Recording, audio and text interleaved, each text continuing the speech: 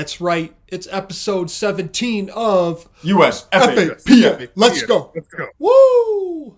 Yeah, so we're here today back with Rye along with Stacks. What a journey it's been. How are you both doing this evening? Oh, okay. I'll start it up. I'm doing pretty well. The season's over. Like now, it's just prepping for season 9. The playoffs was crazy. I can't wait to talk about them. Can't wait to finally hook up with my boy Rye. And this is the first time with him. It's gonna be a fun one for sure. Yes, I have been on a little hiatus, but only because I got married. It's not that big of a deal, except it is a big deal if my wife is listening right now. So let's get into it. Absolutely. Well, a man's wishes. So let's start us off right now with our first play. This is from the West Wildcard, Dallas at Arizona. Stacks, what's going down in this play? What's about to occur?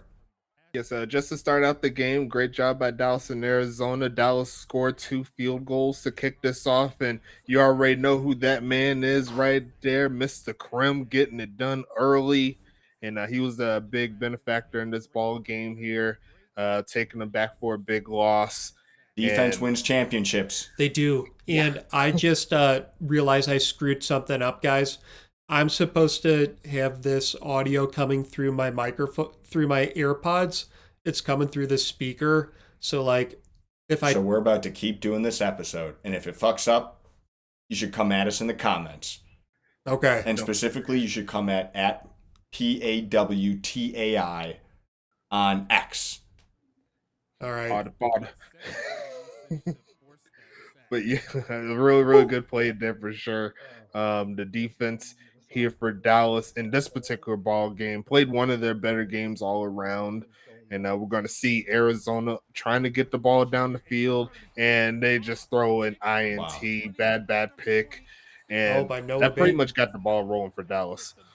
Yeah, great play there, which turned us to, now Dallas coming up on what the 40-yard line, and they're going to throw a deep one here to none other than, what's your opinion on this player? How's Isaiah Fowler doing this season? Isaiah Fowler had his best season of his career. He's been in the league for a while, and he definitely turned up, especially in the later portion of the season when Dallas needed to make their way to the playoffs. You see right there, he has the separation to get the job done. In Arizona, they couldn't stop him. And do we know, is Isaiah Fowler his real name, or is there any meaning behind it? I know it's John Fowler. He's been in a good amount of leagues, so I think you guys know him if you've been in the SFL. But yeah, he's a real good person as well. I can't wait to see what he does going into season 9. Great dude. Wow. Appreciate that. Shout out to you. And hate to detract from Potter, but yeah. But that wasn't Harry Potter, was it? No, that was like Michael Potter, I believe. His brother. No, I think Michael his father Potter, maybe. Oh, his father. But Arizona did have the ball, and they were going back until none other than the Grim Reaper strikes. Oh my gosh. Big old sack. That was the second sack, 4 tackles that so far. Big display by the Dallas defense. First it gets pitched, nice middle ground, it hits the turf. And you gotta love the heavy purple uniforms for the Rattlesnakes at home in the playoffs. Yeah, they switched their uniform set midway through, and you see the homie again, Fowler getting it done. Normally it'll be Riggs coming up with those crazy plays down the field, but Fowler said he wanted his touches too. And Arizona, just like I said earlier, they were just complete mismatch there on the left side. DJ Church was picking them apart. It almost looked like that was tipped at the line and somehow got past. Close to it at least, at or inside the 20 What a catch. is the red zone, from my understanding. What a This one catch right there. here, Arizona. They're trying to get the ball down the field again, and here comes a quick pitch right there. Made one man miss, and that's all she wrote there on that play. Great job by the tight end, Reginald Frome, getting it done. I'm curious, Stacks, when you're a play caller on the offense, how much agency do you have over choosing how many balls go to your tight ends versus your wide receivers? And not that much. I mean, it really depends on the quarterback play, the plays that get ran. Some like especially in Arizona's type of offense, they love giving it to the tight end, and Money Mills has been very, very good at getting Reginald Frome to football.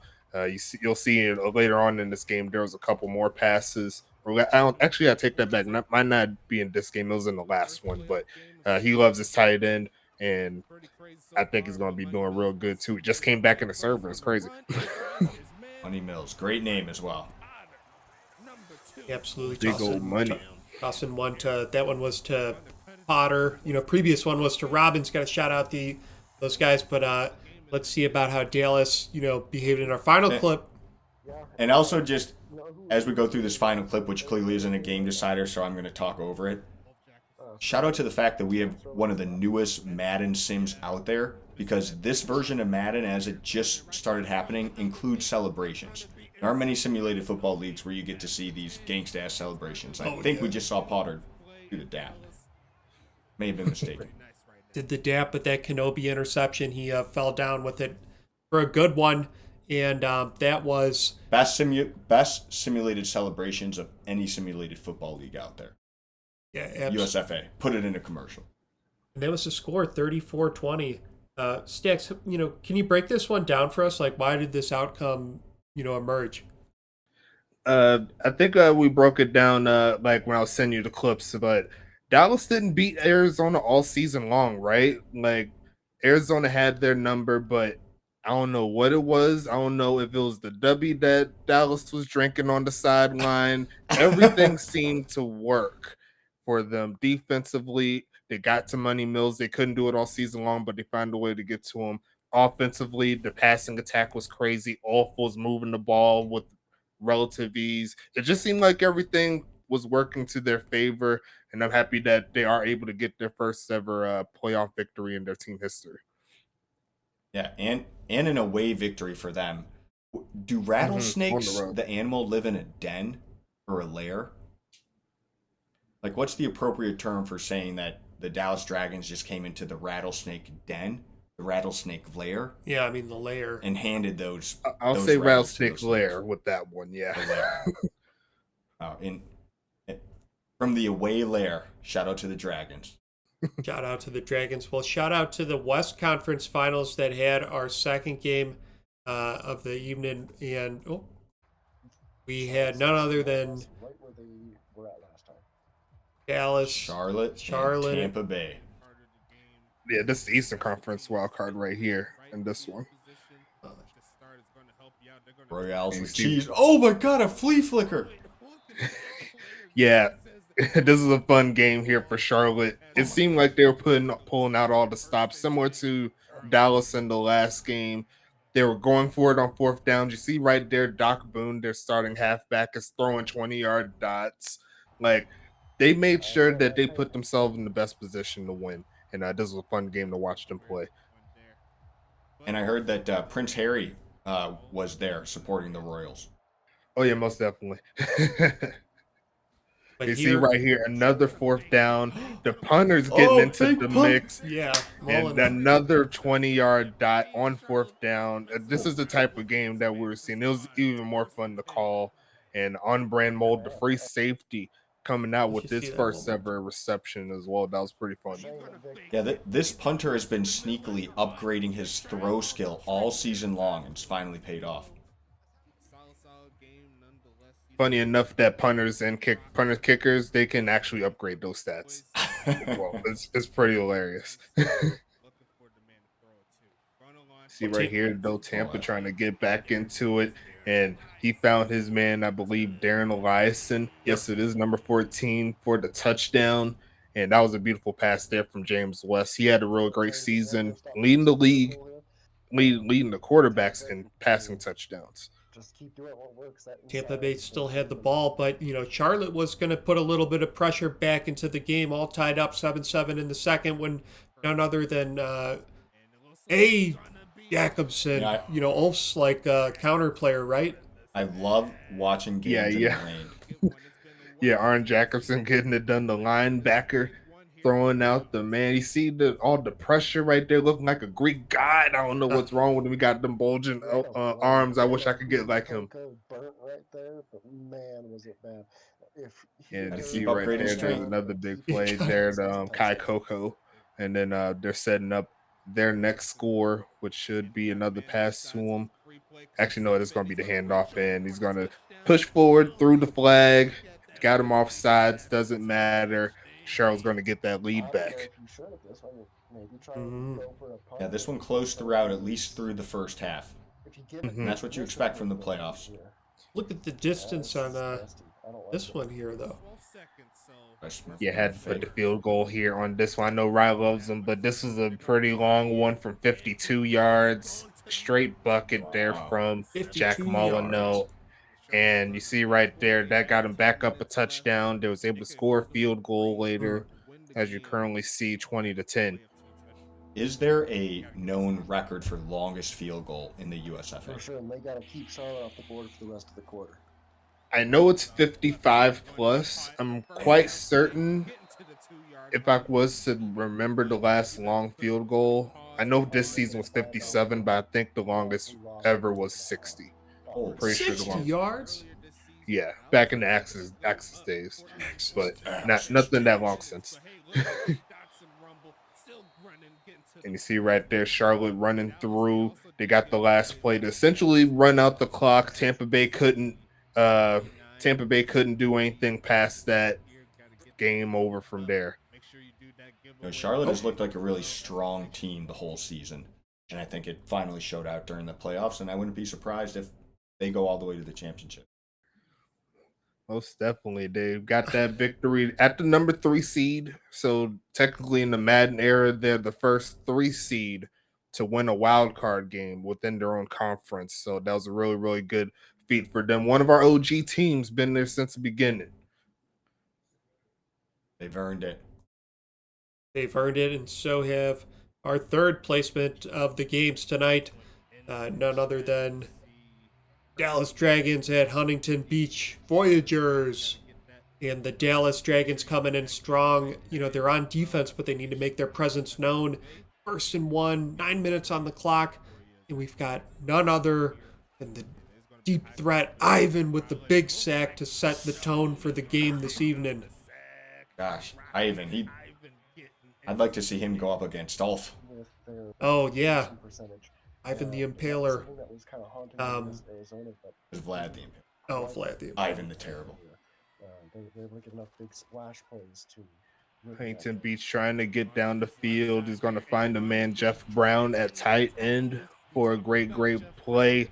And you got to give Dallas some credit in this ball game.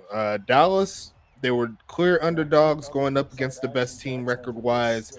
And Huntington Beach, for the most part, was struggling to move down the field. We do see them here 1st and goal. But as you can see, it's the end of the first quarter. It took them a little bit to get this far. They are going to hand it off here. Sheds off one man, pushes through like 3, 4, 5, 7 more to get in that end zone. Up to no good, doing his thing again.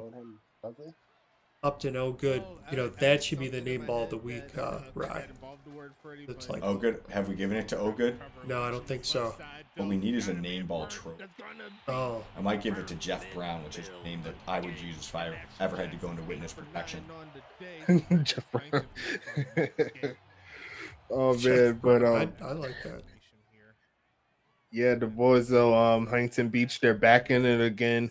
There was a point where HBV was able to move the ball a little bit more consistently. You see right there, got to give it to Mr. Witness Protection himself, number 42, and that spread out the score a little bit, but Dallas was still keeping themselves in the game. The game's still early at this point. I don't know about that. You'd love to see that production, but you don't want to bring too much attention to yourself or decision. Yeah, if you're in witness protection. it's the Williams might strike. Big tight end game. Coming through. Oh! Yeah, Huntington Beach sent that corner blitz on them. That was, I believe, Kyshawn Williams with that sack. Uh-huh. Oh, he is glad he does not exist in real life because that would have hurt. He's only missed one pass all day. Get out of here. 156 passing yards. I wouldn't want to get hit like that. Huntington Beach had the ball and they were about to throw one deep, but intercepted there by Porter for Dallas. That was a first interception of Weezy Porter tied for the most interceptions going into this game with his opponent, like cornerback Ethan McWell's cornerback for Huntington Beach. So we've seen the two top interception players playing this one. That was fun to watch as well. Sending him very far back.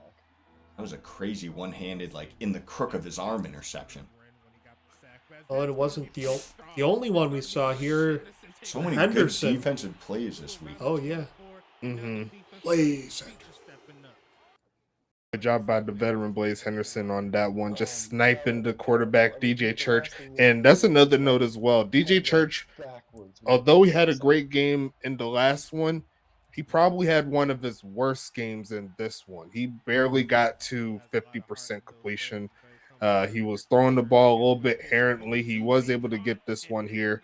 That was a great pass. But throughout most of the game, like, Huntington Beach's secondary was just hounding him all game long, getting sacks, getting the interception that you seen earlier. There was so many pass breakups. I believe they had more than 8 total. So the defense there for Huntington Beach put in some work. Church. There was the final. Dropped it in there. Gosh, 2-point conversion. Is it enough? Oh. It Yeah, is they came not. up. That is the last clip there. Huntington Beach, after that, they got the ball, and it was first down, run the clock out, victory formation from there. And Huntington Beach going back to the United Bowl after that one. That was a very fun game all the way through. Dallas, they played very well despite the errant quarterback play. But got to give them credit where credit is due. Can't wait to see what they do in season 9, too. Well, that brings up the Eastern Conference Finals. Let's go. Charlotte versus St. Louis. Great hat. And who else but the man himself coming off on this magnificent drive? How did this go down in your head? Namey McNamerson out the Wild Archer. Shout out to my boy right there. He got the Drip God special package because he just got, you see the sleeves, the gloves. He was rocking bare. He was rocking naked beforehand, but he said he wanted the drip. He wanted the visor. He wanted to make sure that was popping off tonight. He got the first touchdown for St. Louis. That's accessorizing in the end zone. But Coco would take home, one for Charlotte and bring it back up to even ground. So St. Louis truly the Goliath of the league this year, I feel. Looks like they also missed their extra point. They did miss the extra point after that touchdown, and Hank Falco just got demolished right there by Nicholas Watt. May or may not be related to the Watson NFL. Haven't confirmed that yet, but I'll hit up the user, see if he is. I heard that's J.J. Watt's player. That'd be so sick. That's true. Well, this one here, they got the ball, and check that out. I've never seen pressure like this before. Oh, he's lucky that wasn't intentional. Throw it in there. That's my boy right there, Preston. I mean, it's what he does. I'm not even going to lie to you. That's how I built him. He's able to get to that quarterback quick. He has max speed for a reason, just to make plays like that. Yeah, max speed. Max speed. Maximum. Needed in the playoffs as well. That speed comes in handy when you got to run the ball, especially when you're at the 20-yard line. And Charlotte's got it. They hand it off to none other than Boone, who pressures through. Gets a yard or Daniel two. Boone? I don't know. Yeah, that was 4th and 3. And just like the last game, like they're going for it on 4th and down. A lot of teams will take that 3, take it to the next drive. But Charlotte came through in the clutch here. You see they got the touchdown right after that. And then they left my mans open. Sir Lancelot, you ain't touching them until you get into the end zone. Definitely a great name too, Sir Lancelot. Stacks, as a coach of a team, can you adjust your go for it on 4th down settings at all? Unfortunately, no. But you can choose the plays that you run in those situations. Like, say for instance, if you want to have more of a Hail Mary type of set, you could do that. If you want to try to mix it up a little bit, throw some intermediate so you could try to get some speed after the catch, you could do that as well. Really just depends on how you make your playbook, and you can create it on Madden as well. So you can create it. I download it and then I put it in for gameplay. So anyone that's ever created a playbook in Madden can create a playbook in USFA. Mm-hmm. Hmm. It's real fun too. I love those. I love making playbooks. Yeah, especially when they turn into touchdowns. Yeah, See look right there, there. one going to Kai Coco with the Throw it touchdown. to 14. Throw it to number 14. That's all I gotta say. And you haven't seen the stats for Kai Coco, but this was just a ridiculous game for him. Over 250 receiving yards. That was a really great play there for Charlotte too. And as you can see, we're in overtime, 26-26. Um, it was crazy. I'm not even going to lie to you, and I'm so upset with myself that I didn't get that last clip. But it was another Kai Coco touchdown. You see on the picture there, Yeah. left everyone in the dust right after that last clip, and that was pretty much all she wrote on that one. Charlotte is going to face Huntington Beach for the final game. Right, Kai Cocaina. There we go. And the final game coming in. We've got the finals here. Can we pause this for a second and just talk about the atmosphere of the championship game? Oh, Or yeah. let it play and still talk about the atmosphere. Okay, let's talk. Crazy. So hard to get a beer. Oh, out here on the Royals. Stadium overflowing in their own end zone. And And they started out with a safety. yeah, just Got a Yes. hold, doesn't matter. Can't shoot your gun with your gun on safety, my man. That's just not how it works. Ooh, the $2 bill of defense. damn. Okay, chance. Those are And hard funny to enough, find. Huntington Beach had home field advantage for this game. We randomly choose. Well, we don't randomly, but we set up our own, like times and places where we actually have the United Bowl. You see another big play there to Jeff Brown. Why not throw it to 42? Mr. Witness Protection. I might say that in the next game for him. I'm not even gonna lie to you. It's pretty fun. But yeah, like Huntington Beach, they're at home. They're in California for this game, so you already know it's filled with Voyager fans. And I think it might have got to Charlotte a little bit there, but not on that play. Kai Coco doing it again. Oh, yeah, so crazy to see him be able to translate that into the next game. Into the next play. And now into the end zone. Well, And let's I see. believe they get into the next into the end zone on this particular play. I believe it's going to be another pass to Coco, if I can recall. Yes, it is, to the left side. Crystal ball. And just a bucket. Charlotte, I will tennis. say, like maybe a dark horse in some of our books in terms of who was going to make it to the ship. So impressive to see them just hanging tough. But HPV Huntington has been a Beach, they ain't going to problem give for up, everyone though. all year. Going to send a man in motion here, looking for a man. And he's going to find Jeff again up the middle. See that logo there for the United Bowl. Shout out to Caboose for that. And also making the field with the Charlotte end zone and Huntington Beach end zone, both from the same one. We do it every year. Love the championship laurel field decoration. So gangsta. Yeah. Well, check out this one, though, like from R30. This is like, what, 53, 54 yards? It's another 53-yard field goal and same kicker. Actually, no, that was Molyneux that hit that long kick earlier. And that was, so that was Felix Delachon. That's the French man getting it in. I call him French fry. French fry. Well, French fries come to those potatoes, and potatoes come by them big sacks. Speaking of sacks, right here we've got none other than Shane Knox bringing him down. Big sandbag of French fries. Sandbag. A man amongst boys is Shane Knox. Over 20 sacks total if you include the playoffs. Just a wrecking ball full of energy, but there's no more energy after a play like this right here. A pick six in your own territory. X-Pac, the season 7 cornerback of the year, showing why that he should be the season 8 cornerback of the year. And this is the biggest play. After this, it pretty much went Huntington Beach's way all the way through. And you'll see in these clips for sure. Yeah, one of those games where the score starts out close, but as the game progresses, you start to see which team is really the better of the two. Mm-hmm.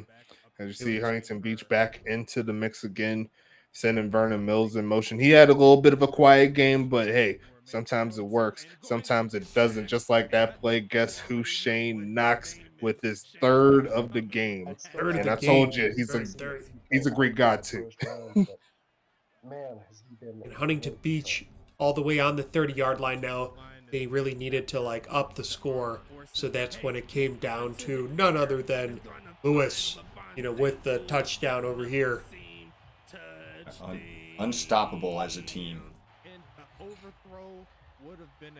The after Huntington that, Beach defense is very doubted by a few players and a few people in the chat. In this one, they're saying Huntington Beach really can't be that good.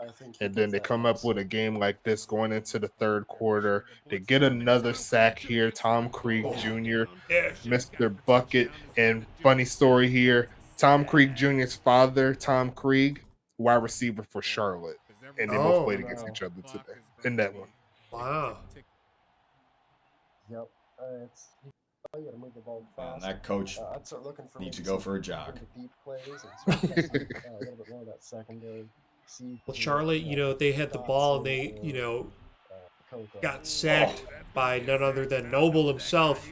I don't know if it's the laureate or, but he. No, Yo, honestly though, aren't sacks so much more like satisfying to see than a touchdown, especially in a blowout? Yeah. Gotta love them sacks. Yeah, That's us fapping. Yeah. And then Charlotte, they're trying to come back in this one. You see the time's kind of low, so they are going to get back in that end zone here. Hitting the crossover is Aaron Witten. I don't know if you want to be celebrating with that amount of time left, but hey, I mean, it is what it is. Get your touchdown in the United Bowl. And Charlotte's going to get the ball back, and then they're going to try to score one more time. I believe this is going to go to Vic Dotson in the back of the end zone. Yes, it is. And that's my player there. So both my players ain't getting no trophies this season, unfortunate, but happy my guy got into the end zone to close it. And outside of that, it was Huntington Beach's game to win. The final play here got up to no good. It should be a handoff to essentially seal the deal. You see, it's a long one, finding that hole, and it's victory formation from there. And we got ourselves the season 8 champions, Huntington Beach Voyagers. Wow, wouldn't have been my pick despite how consistent they were all season. We should have known, and they really showed out in the championship game. Lucky for them, they got it at home. Probably the best team in the league, regardless, though.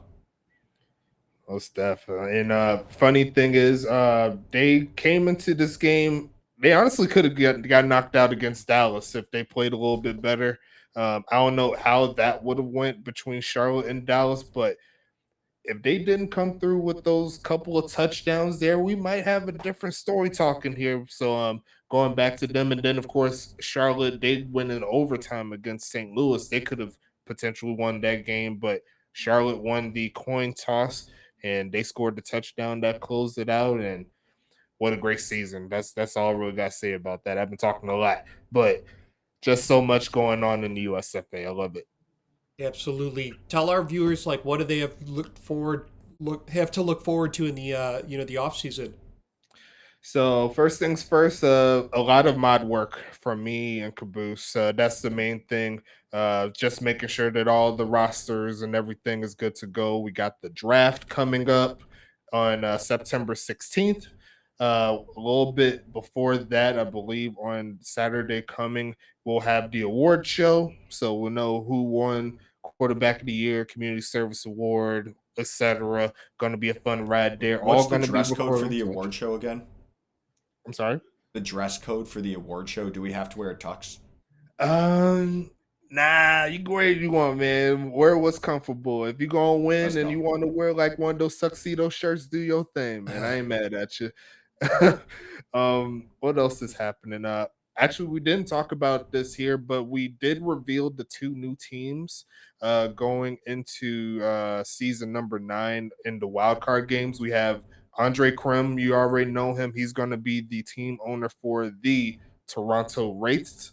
I'll get the logos out to you. We could talk about that in the next one, I suppose. And Jojo, what he's going to be the team owner for the New Jersey Battalion. So we're going to have New York Mafia and New Jersey Battalion going at it in the Eastern Conference. Toronto is also going to be in the East as well. And St. Louis is actually moving to the West. So you're going to be joining up with Tacoma, Huntington Beach, Arizona. It's going to be a bloodbath over on that side. Love the original names, the Wraiths and the Battalions. Oh, None yeah. of those in the NFL. No, I'll get those logos out to you so you kind of know. I got the jerseys already made for them, the fields made, and all the good stuff. You're going to love it. As soon as you see them playing, you're going to fall in love with them. Absolutely. Well, Stacks, until the next one, this was episode 17 of USFAPN. USFAPN. Let's go. Let's go.